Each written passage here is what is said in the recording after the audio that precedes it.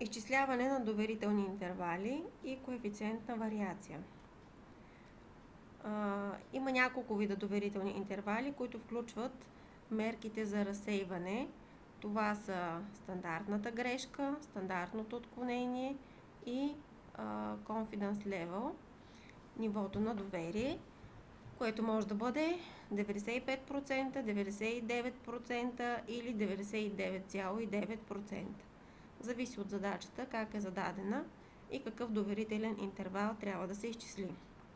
За всеки доверителен интервал съответно се изчисляват две стойности: долна граница и горна граница.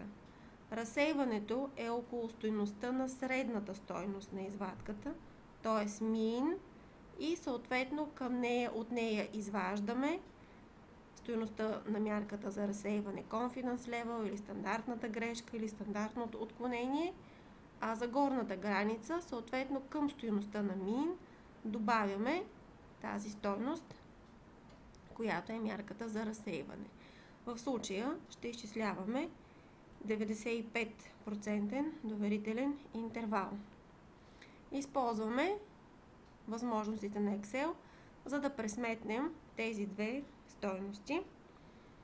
Изчисляването става чрез формула в Excel. Въвеждаме равно и кликваме върху стойността на mean, на средната стойност на извадката. Върху числото, не върху текста, защото иначе няма как да се извърши изчислението. От тази клетка изваждаме минус, знака минус, стойността на confidence level 0,24 и Enter, за да получим долната граница, съответно долната граница 2,95. Горната граница по същия начин, само че с знака плюс. Min плюс добавяме стойността на confidence level 0,24 и получаваме двете числа. Значи с 95% сигурност можем да твърдим, че средното на популацията ще попадне в границите от 2,95 до 3,44.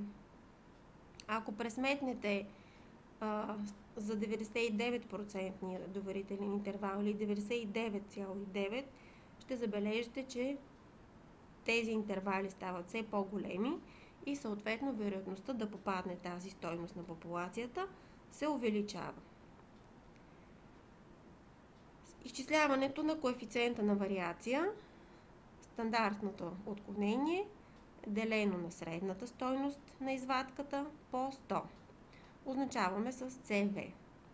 Отново по същия начин, чрез формули в Excel, започваме изчислението на този коефициент на вариране.